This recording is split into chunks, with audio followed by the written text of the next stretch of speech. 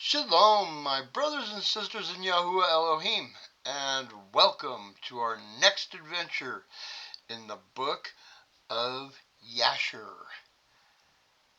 Tonight, we're going to be doing Jasher, 85, 86, and 87. So if you've got a Dead Sea Scrolls book or an Apocryphal book, go ahead and grab it, and we'll get started this evening. Hope everybody's week is going good. Go ahead and get comfy and get yourself all ready to go here. Grab a little bit of coffee and we'll get started.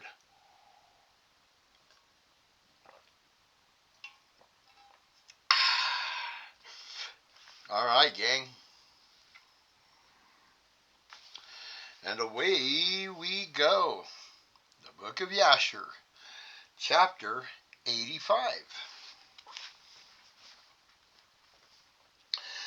The king Arad, the Canaanite, who lived in the south, heard that the Israelites had come by the way of the spies, and he arranged his forces to fight against the Israelites.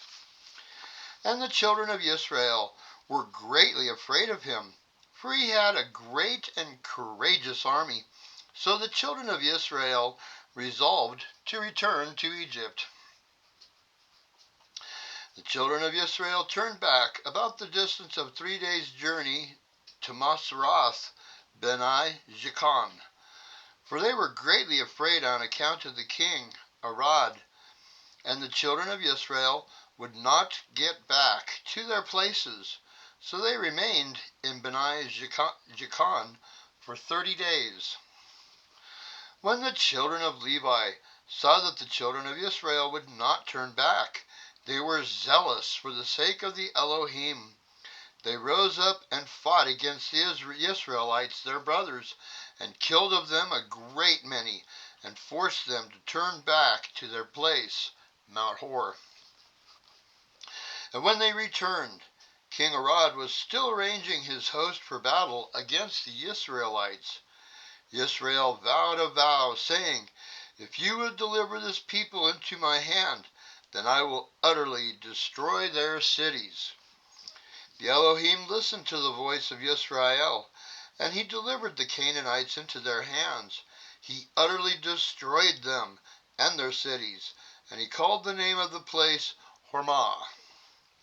The children of Israel journeyed from Mount Hor and camped in Oboth, and they journeyed from Oboth, and they camped at Aye Abarim, in the border of Moab. And the children of Israel sent to Moab, saying, "Let us pass now through your land into our place." But the children of Moab would not allow the children of Israel to pass through their land. For the children of Moab were greatly afraid that the children of Israel should do to them as Sihon, king of the Amorites, had done to them, who had taken their land, and had slain many of them. Therefore Moab would not permit the Israelites to pass through his land. And the Elohim commanded the children of Israel, saying that they should not fight against Moab. So the Israelites removed themselves from Moab. And the children of Israel journeyed from the border of Moab. They came to the other side of Arnon, the border of Moab, between Moab and the Amorites. And they camped on the border of Sihon, king of the Amorites, in the wilderness of Kedemoth. The children of Israel sent messengers to Sihon, king of the Amorites, saying, "Let us pass through your land. We will not turn into the fields or into the vineyards. We will go along by the king's highway until we shall have passed your border." But Sihon would not let the children of Israel pass. So Sihon collected all the people of the Amorites and went forth into the wilderness to meet the children of Israel, and he fought against Israel in Jahaz. The Elohim delivered Sihon, king of the Amorites, into the hands of the children of Israel, and Israel struck all the people of Sihon with the edge of the sword, and avenged the cause of Moab. The children of Israel took possession of the land of Sihon from Aram to Jabbok, to the children of Ammon, and they took all the booty of those cities. Israel took all the cities, and Israel lived in all the cities of the Amorites. All the children of Israel resolved to fight against the children of Ammon to take their land also. So the Elohim said to the children of Israel, Do not besiege the children of Ammon, neither stir up battle against them, for I will give nothing to you of their land. The children of Israel listened to the word of the Elohim, and did not fight against the children of Ammon. The children of Israel turned, and went up by the way of Bashan, to the land of Og, king of Bashan. And Og the king of Bashan went out to meet the Israelites in battle.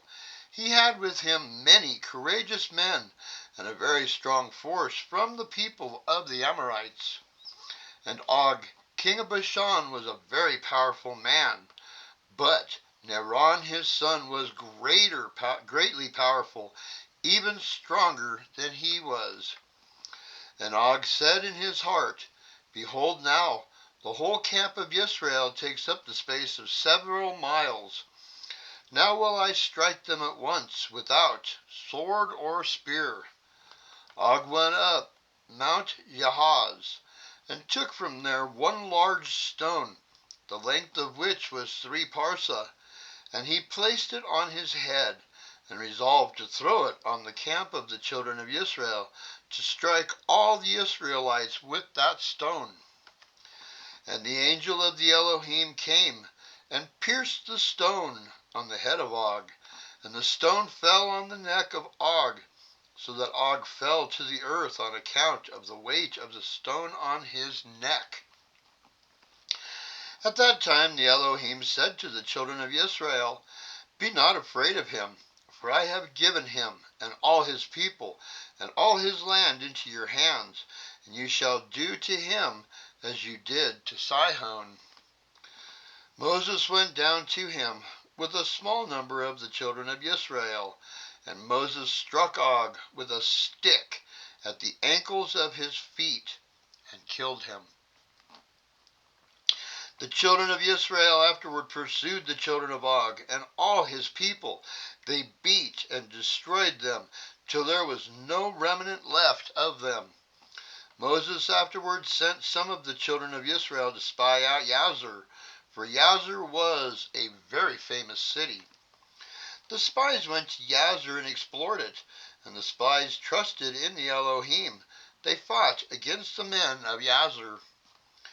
These men took Jazer and its villages, and the Elohim delivered them into their hands, and they drove out the Amorites who had been there.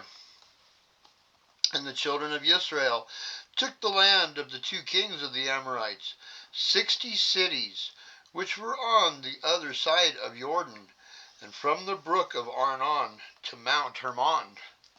The children of Israel journeyed, and came into the plain of Moab, which is on this side of Jordan, by Jericho. And the children of Moab heard all the evil which the children of Israel had done to the 2 kings of the Amorites, to Sihon and Og. So all the men of Moab were greatly afraid of the Israelites. The elders of Moab said, Behold the 2 kings of the Amorites, Sihon and Og, who were more powerful than all the kings of the earth. If they could not stand against the children of Israel, how then can we stand before them? Certainly, they sent us a message before now to pass through our land on their way, and we would not allow them. Now they will return on us with their heavy swords and destroy us. Moab was distressed on account of the children of Israel, and they were greatly afraid of them. And they counseled together what was to be done to the children of Israel.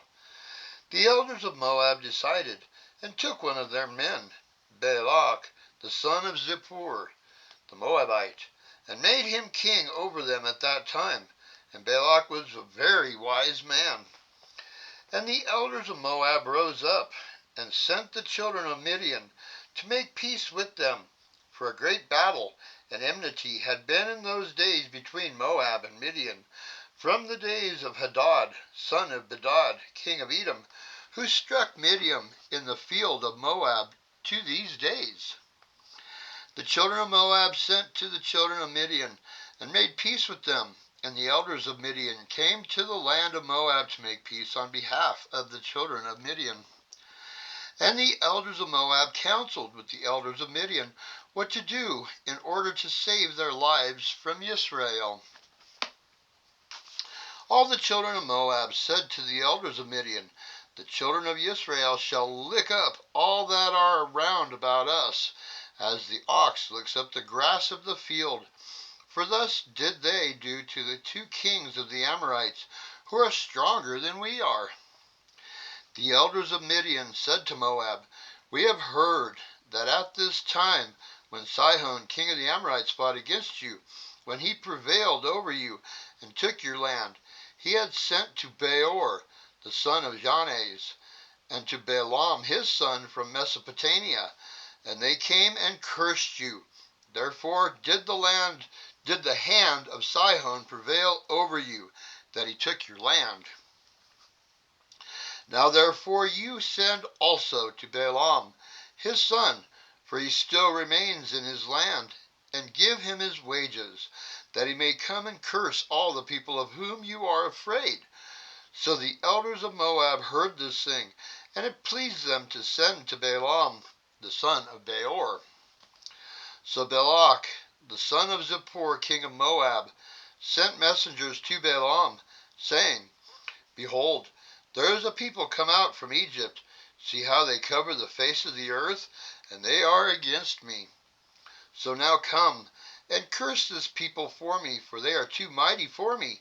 Perhaps I shall succeed to fight against them and drive them out. For I heard that he whom you bless is blessed, and whom you curse is cursed. So the messengers of Balak went to Balaam, and brought Balaam to curse the people to fight against Moab.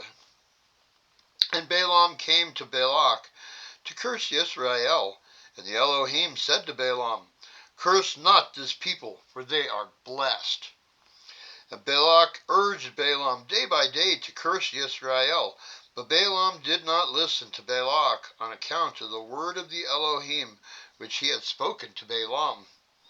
And when Balak saw that Balaam would not accede to his wish, he rose up and went home.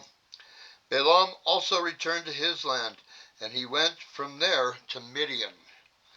The children of Israel journeyed from the plain of Moab and camped by Jordan, from Beth Yismoth even to Abel Shittim, at the end of the plains of Moab.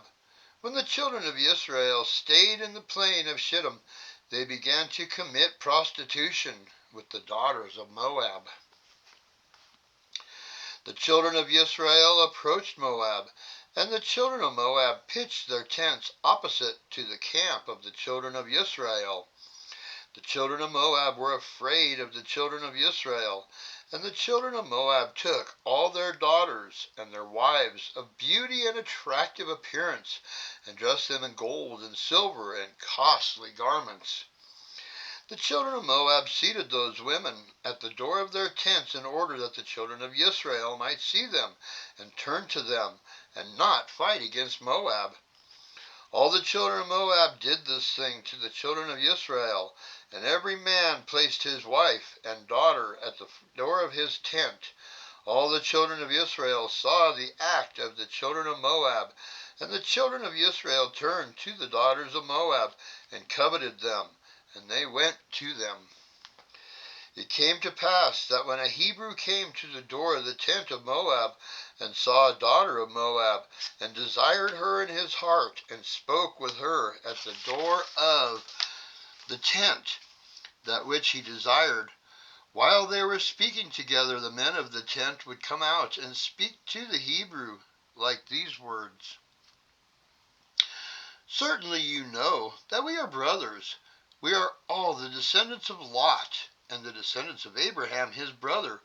Why then will you not remain with us? And why will you not eat our bread and our sacrifice? When the children of Moab had thus overwhelmed him with their speeches, and enticed him by their flattering words, They seated him in the tent and cooked and sacrificed for him, and he ate of their sacrifice and of their bread.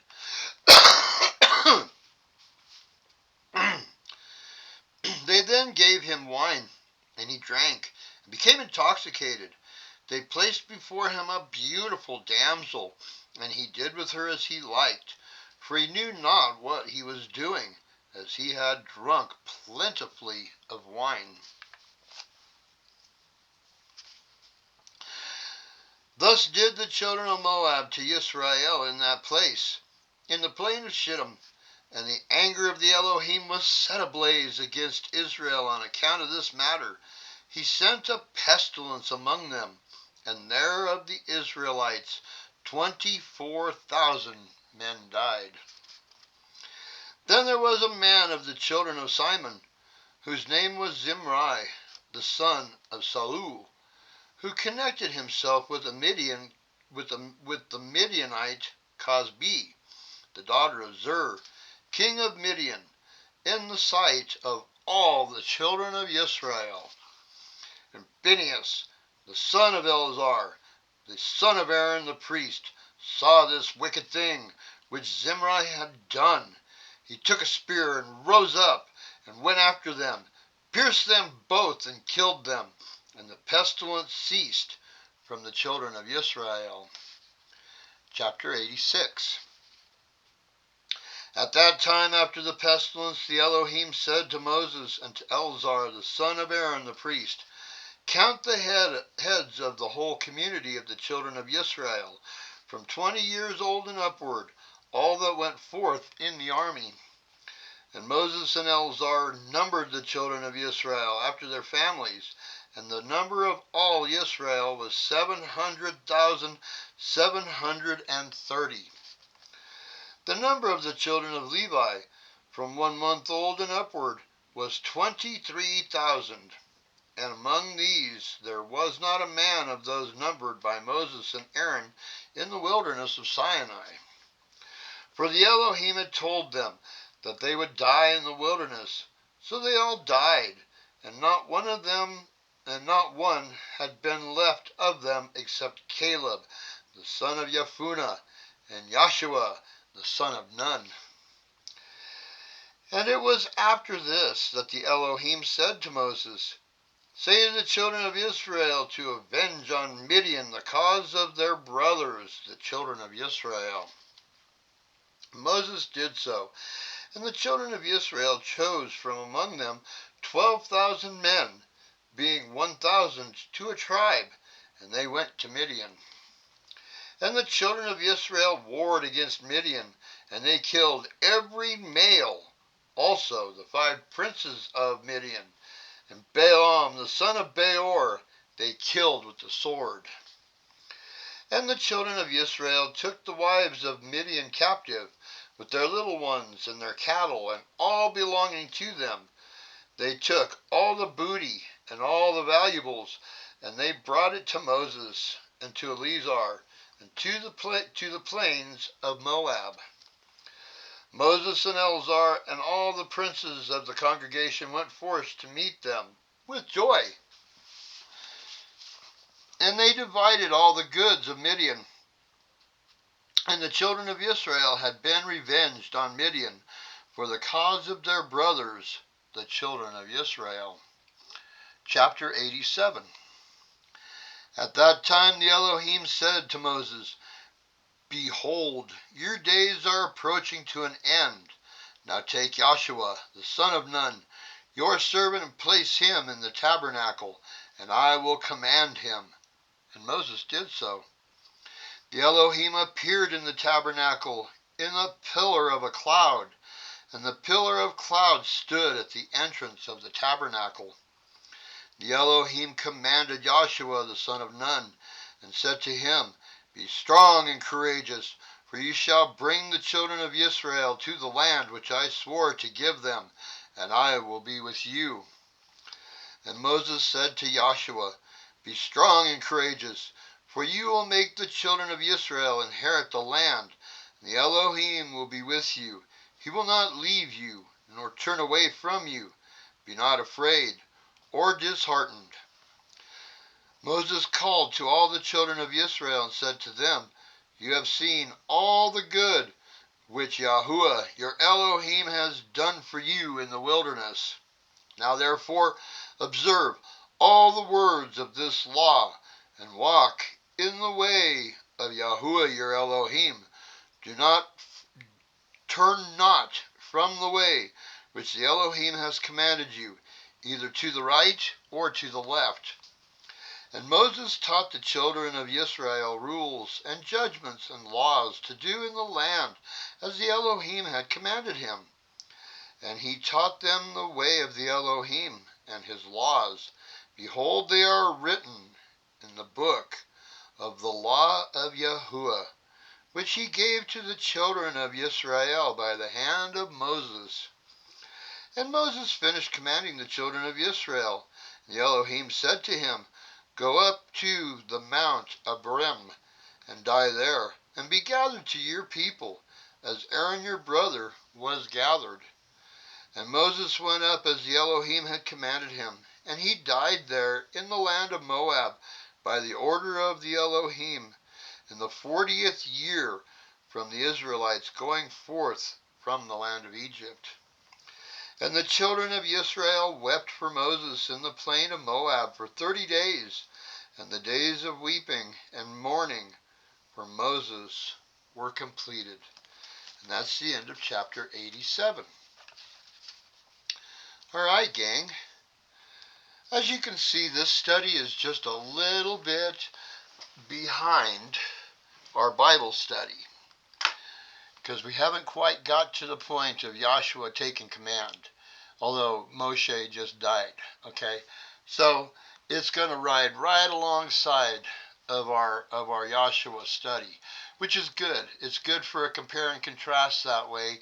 You can see the differences between the texts, and like I keep saying, this is not scripture, but it goes right alongside of scripture.